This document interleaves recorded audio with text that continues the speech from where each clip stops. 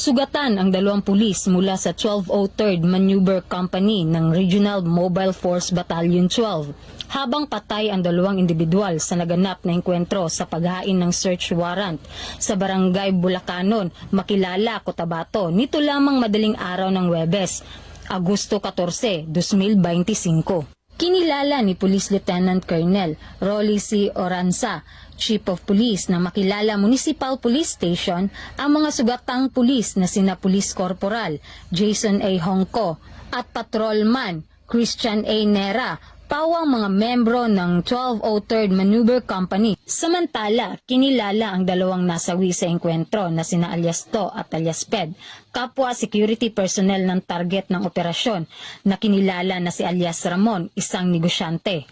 Ayon kay Police Lieutenant Colonel Oranza, sinalakay ng pinagsanib puwersa ng Makilala Municipal Police Station, Cotabato Police Provincial Office, 1st at 2nd Provincial Mobile Force Company at 1203rd Maneuver Company ang compound ni Ramon sa bisa ng search warrant para sa paglabag sa Republic Act 10591 o Comprehensive Firearms and Ammunition Regulation Act. Na-recover sa pinangyarihan ng insidente ang iba't ibang matataas na kalibre ng armas, bala at pampasabog.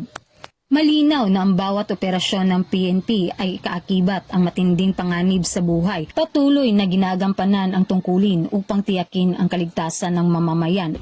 Mula dito sa Police Regional Office 12, ako po ang inyong PNN Correspondent, Patrolwoman Brailyn Jean Cabunilas, alagad ng batas, taga-taguyod ng Balitang Pulis.